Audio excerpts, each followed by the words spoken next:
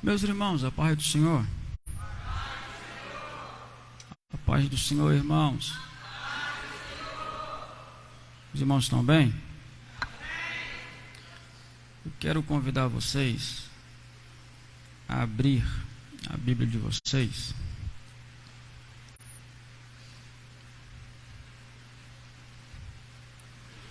no Evangelho segundo escreveu Lucas,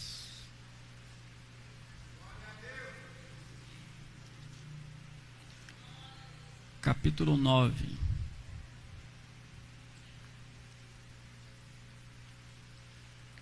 Lucas, capítulo 9.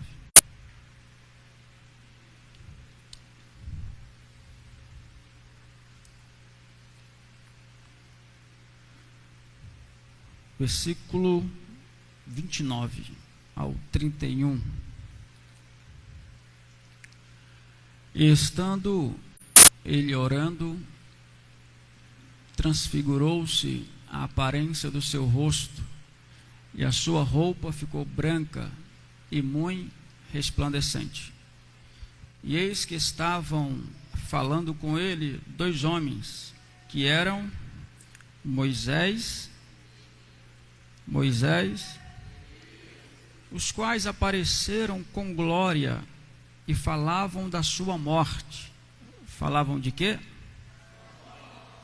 A qual havia de cumprir-se onde? Moisés e Elias falavam de quê?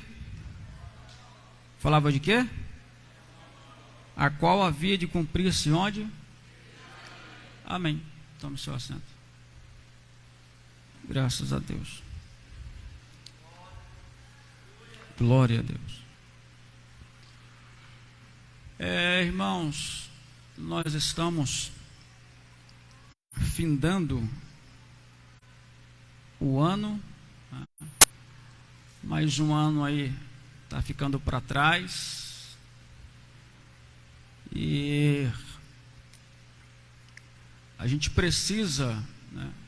É necessário fazer como cristãos, obviamente, fazer uma retrospectiva com relação a nós e Deus, a nós e a obra de Deus, para ver se no final deste ano tivemos ou não apresentando frutos, né? Frutos a Deus. Quinta-feira nós tivemos uma reunião aqui, abençoada, graças a Deus, reunião de membros e obreiros. Fizemos algumas enquetes no grupo para tomarmos algumas decisões. Os irmãos iam lá e voltavam. E nessa quinta agora, eu queria que os irmãos viessem também, não faltasse, para nós terminarmos alguns assuntos que ficou pendente para o final de ano. O final de ano está chegando e a gente precisa se organizar, tá bom? Eu queria aqui compartilhar com vocês, em rápidas palavras. Eu tinha uma palavra um pouco comprida, mas eu vou deixar ela para quinta, né? Eu queria falar sobre Jesus nasceu. Vou deixar ela para quinta, tá? Aí quem puder não falte.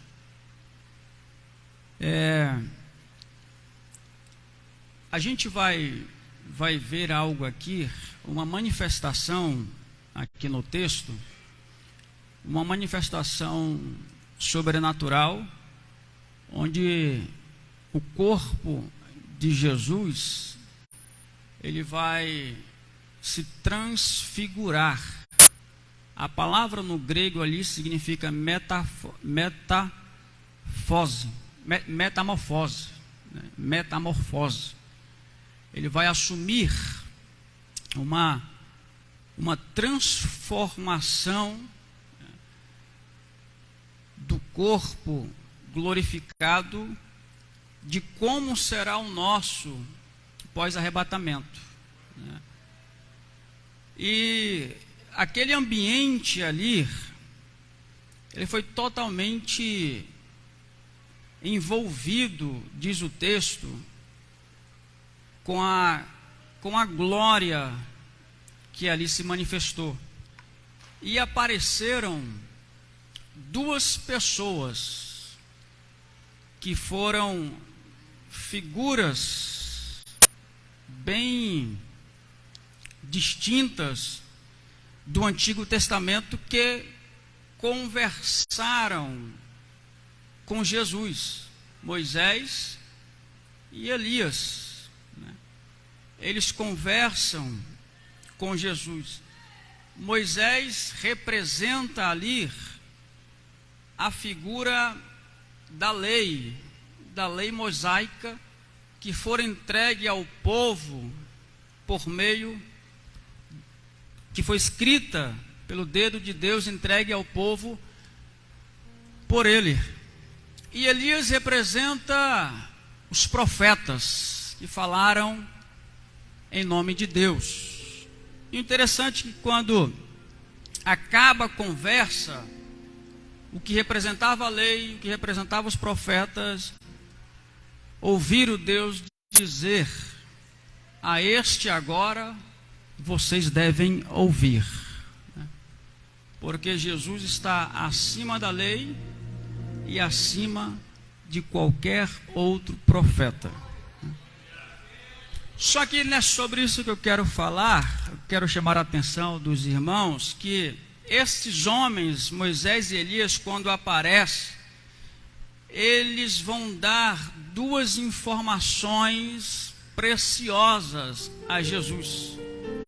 Eles falaram que Jesus, o Senhor, vai morrer e que sua morte deveria se cumprir em Jerusalém.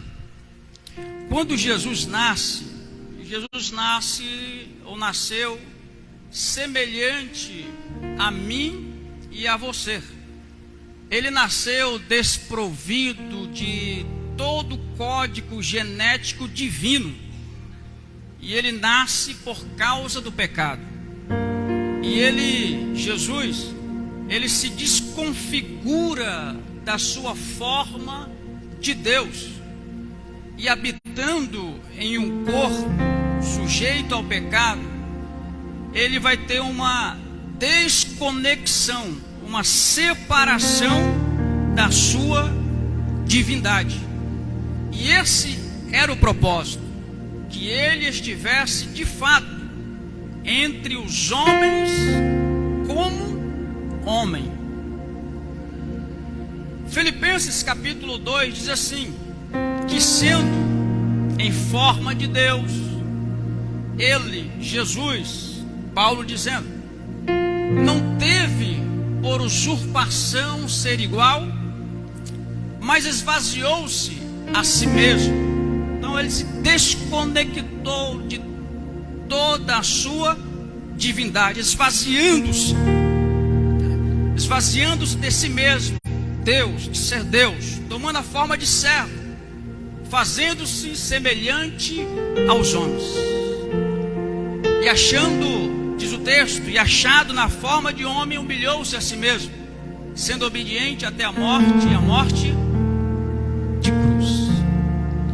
E Jesus, como homem desconexo de toda a sua divindade, ele vai crescendo. A Bíblia registra um pouco da sua adolescência. Com 12 anos, ele vai crescendo, ele vai se desenvolvendo, amadurecendo. Só que existe algo muito interessante e importante saber, que quando esse crescimento, esse desenvolvimento físico, humano de Jesus vai acontecendo, ele não vai tendo, irmão Dilo, noção do que estava preparado para a vida dele quanto ser humano. Quanto estando ele homem, entre os homens. A Bíblia, o que é a Bíblia? A Bíblia que nós temos, todos nós a possuímos. A Bíblia basicamente é todo o plano, todo o manual, todo o propósito de Deus para Jesus. Se nós pegarmos o Antigo Testamento e espremê-lo, ele vai verter Jesus. E por isso que na Bíblia, em especial no Novo Testamento, constantemente Jesus dizia assim: eu preciso fazer o que de mim está escrito. Não era isso que ele dizia? Mateus sempre deu a importância de que quando Jesus ia fazer alguma coisa, ele dizia: está escrito. Sempre remetendo a sua ação, a sua atitude, àquilo que a respeito dele já estava escrito.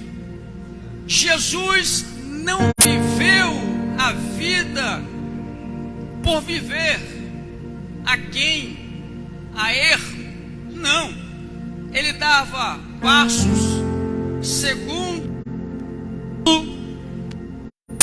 ele escrito.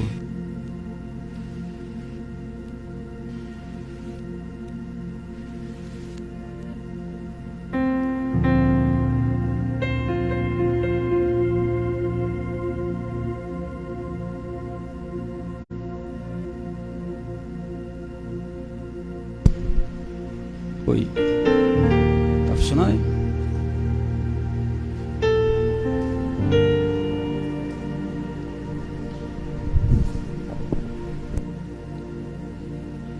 Jesus, você está me ouvindo? Diga amém. Jesus não podia viver nada, apesar de ele não ter noção como homem do que aconteceria com ele. Ele não poderia viver nada do que dele estivesse escrito no livro. A Bíblia diz que Jesus deveria ser contado com os pecadores, porque a Bíblia diz, porque ele sabia que deveria se envolver com os pecadores, porque dele estava escrito a esse respeito.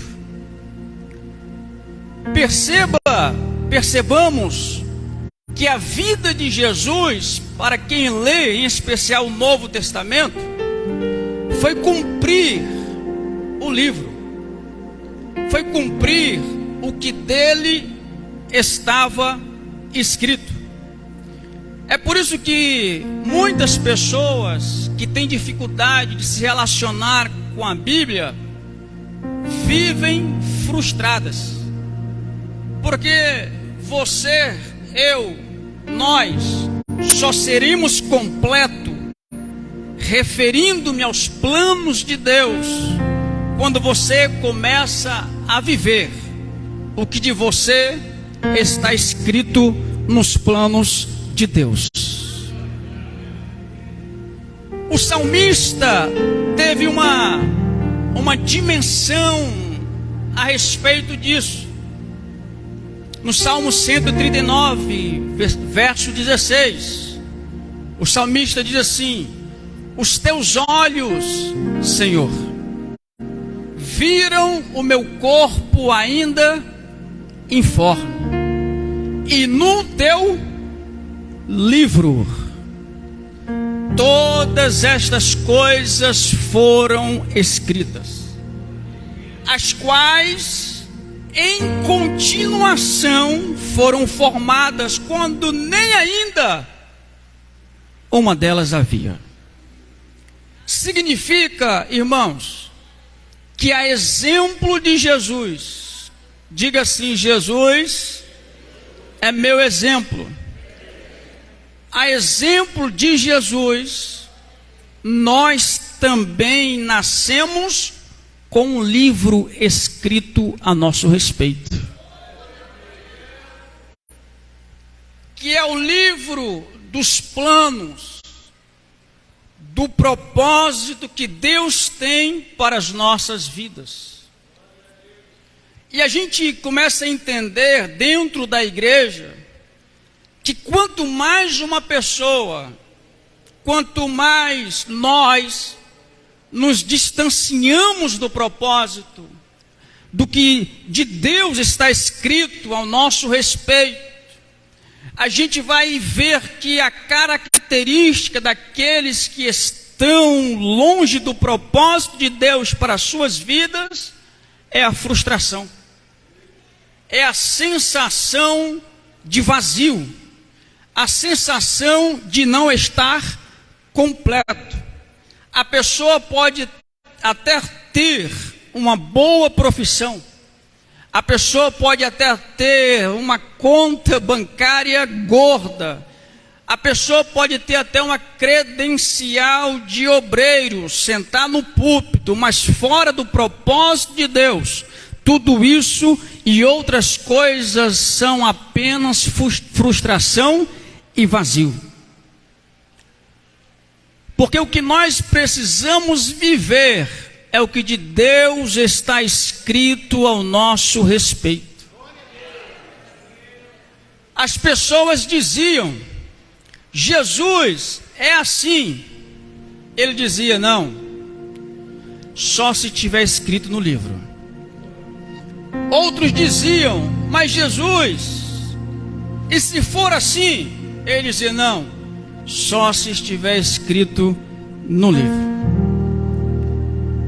E para se cumprir tudo que estava escrito no livro, Deus já não queria mais sacrifício de animais.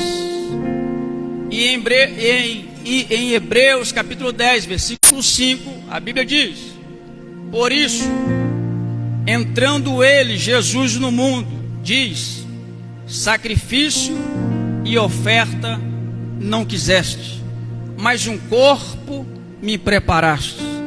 Por quê? Porque estava escrito no livro. Se estava escrito no livro, nascer, viver e morrer é estar na direção de Deus para a sua vida. Durante o início, irmãos, do ministério de Jesus, todas as vezes que ele era tomado em alguma situação que comprometeria a sua integridade física, que colocaria a sua vida em risco, como por exemplo em Lucas capítulo 28 e 30, como em João 8,5, que queriam jogar ele do penhasco, que queriam apedrejá-lo, que queriam expulsar ele da cidade e jogá-lo de um precipício. Todas as vezes que as pessoas intentavam contra a vida de Jesus para o matar, a Bíblia diz que Jesus sempre saía, que elas não conseguiam matá-lo. Sabe por quê? Porque não era isso que estava escrito a respeito dele no livro. No livro estava escrito assim, no livro não estava escrito assim: vão te matar lançando do penhasco. No livro, na Bíblia, não estava escrito: vão matar-te te apedrejando. No livro não estava escrito: e vão matar chicoteando os bofeteando. Não estava escrito. Até o dia em que a glória de Deus se manifesta no monte que nós acabamos de ler. E estavam falando com ele dois homens. Quem eram os dois? Moisés e apareceram a Jesus. E eles falaram da sua morte, a qual havia de cumprir-se em Jerusalém. Moisés e Elias vêm até Jesus e diz: Jesus, Senhor, está escrito no livro ao teu respeito que tu vais morrer. E a tua morte deve acontecer em Jerusalém. Quando Jesus ouviu isso, Leone, quando Jesus toma conhecimento que a sua morte deveria acontecer em Jerusalém, o que Jesus fez? Qual foi a atitude de Jesus?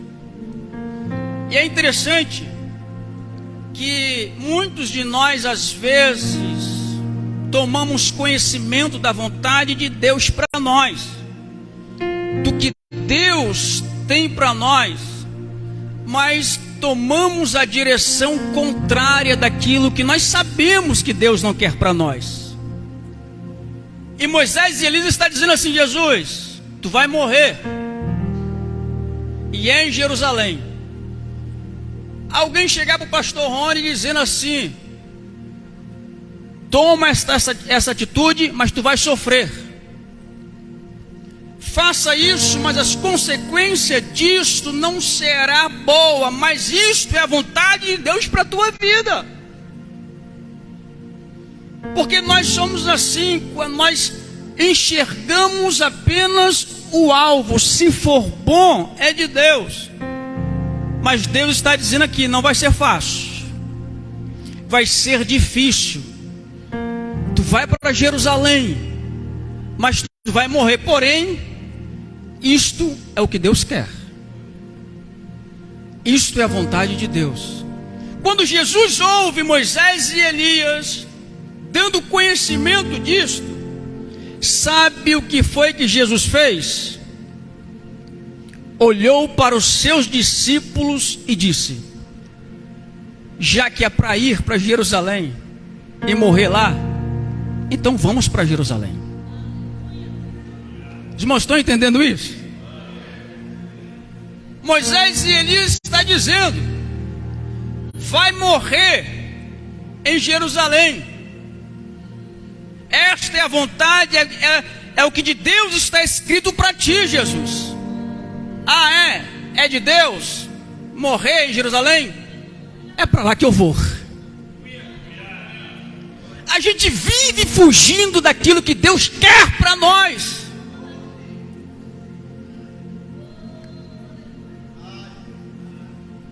Irmãos, a gente precisa aprender a ser como Jesus.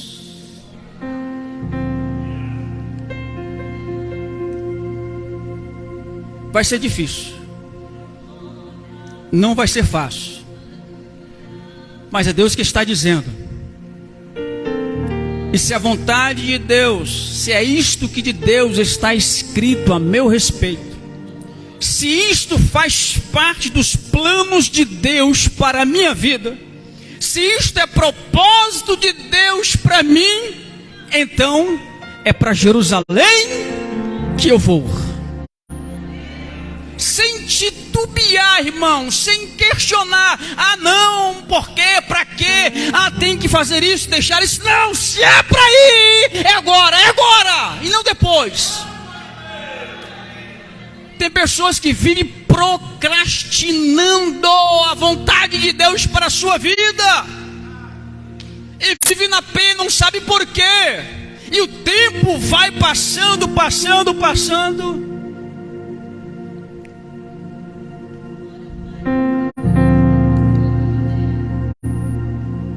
Diga assim para quem está do seu lado: existe ao teu respeito escrito no livro dos planos de Deus.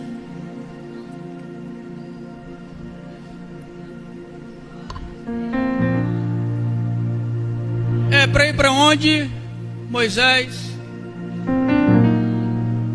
É para ir para onde, Elias? E o que vai acontecer comigo lá? Vai morrer. Não diz aqui, mas depois a gente vê. Quem vai te matar? Os teus irmãos. para lá que eu vou. Se é isto que de mim os céus escreveu, se foi para isso que eu nasci, é isso que eu farei. Os irmãos estão me entendendo? Porque Jesus agiu assim.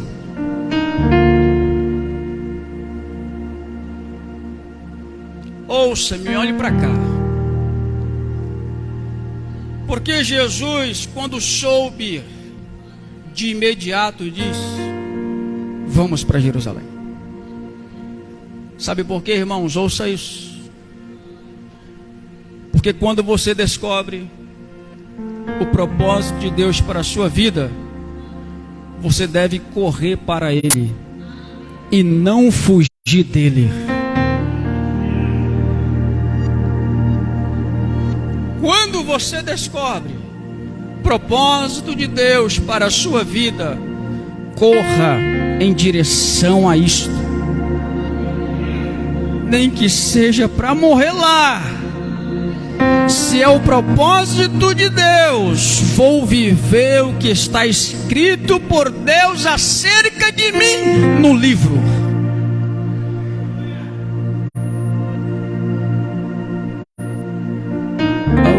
Oh, aleluias.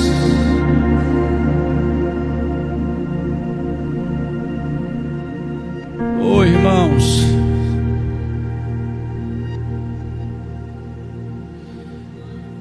vamos dar um basta.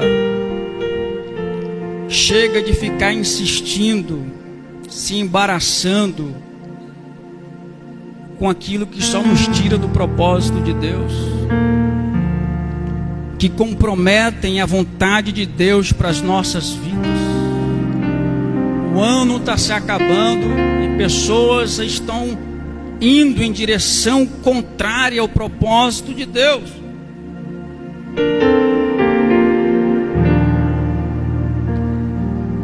Quando Jesus está indo, eu já encerro. Jesus está indo para onde? Para onde? Jerusalém.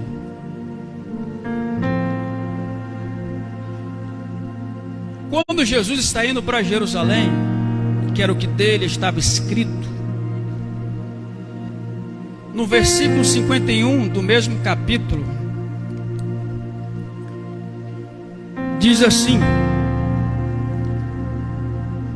manifestou o firme propósito de ir a Jerusalém, porque o seu aspecto era de quem ia para Jerusalém. Versículos 51 e 53. Porque o seu aspecto, diga assim, aspecto. Irmãos, aspecto não é aparência. Aspecto não é aparência. Parece ser a mesma coisa, mas não é. Aspecto é a maneira pelo qual uma pessoa é vista. E o aspecto de Jesus era visto pelos outros de alguém que demonstrava o firme propósito de quem ia para Jerusalém.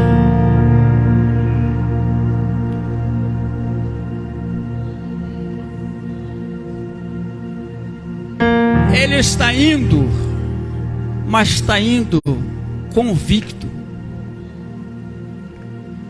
Ele está indo, mas está indo firme, sabendo que esta é a vontade de Deus para a sua vida. Irmãos,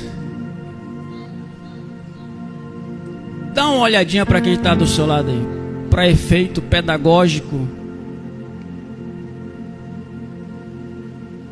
Vê se o aspecto desta pessoa aí é de alguém que está firme. firme, indo em direção ao que dele está escrito nos céus? Ou ele só está brincando? Porque uma coisa é eu distinguir quem está indo para Jerusalém, outra coisa é eu perceber que este que está indo firme, ou seja, nada vai impedi-lo de chegar lá. Irmãos, e o que representa Jerusalém na Bíblia? O que representa Jerusalém na Bíblia?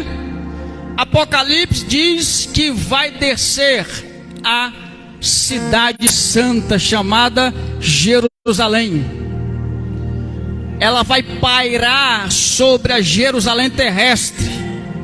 E no milênio, o próprio Cristo vai reinar desta que estará sobre a terrena.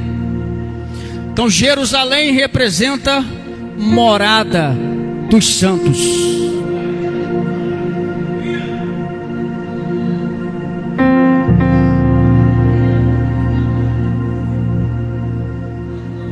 A gente, irmãos, precisa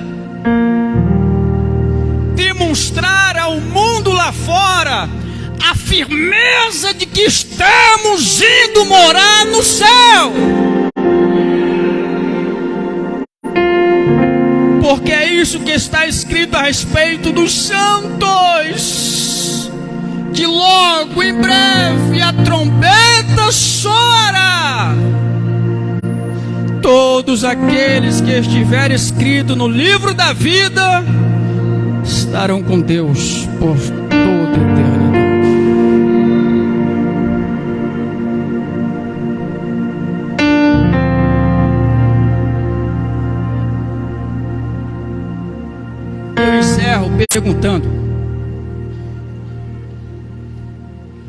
Eu encerro fazendo duas perguntas. Hoje, quem te olha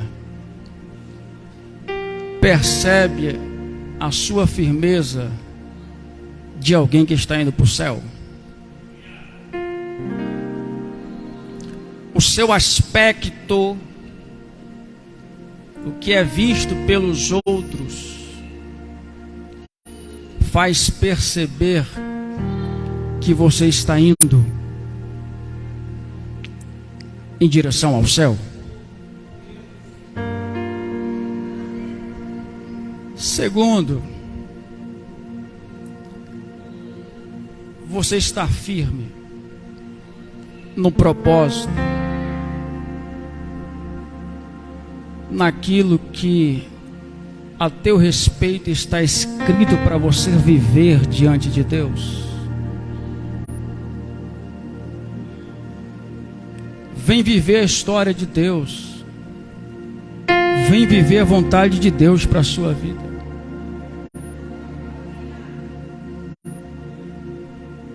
Não há mais tempo, está se encerrando a carreira dos santos aqui na terra. As coisas não vão melhorar, e a gente precisa demonstrar este firme propósito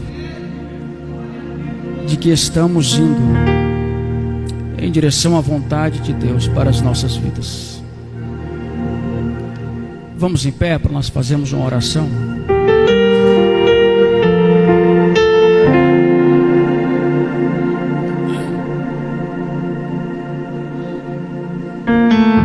A aparência engana. É muito fácil olhar para o espelho e dizer de nós mesmos quanto nós estamos bem. O difícil é o aspecto, é as pessoas perceberem o quanto de fato nós estamos bem com Deus.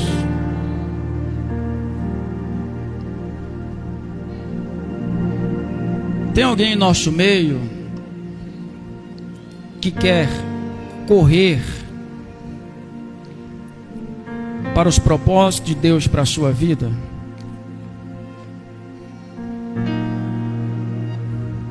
Alguém que se sente na necessidade? Vamos encerrar cantando só um coro aqui, só um corinho, um refrão. Aleluia. Aleluia. Glória a Deus. O corinho do Caminhando Eu Vou. Só caminhando eu vou para Canaã. Aleluia. Irmãos, o céu é o nosso alvo. E a gente precisa, neste mundo tenebroso, permanecer firme. Firme para o que Deus tem para as nossas vidas e firme para que os céus não seja arrancado de nós. Vamos só cantar o refrãozinho e a gente encerra. Só um pouquinho. Os irmãos conhecem, né? Dá para tocar? Vamos com as palmas.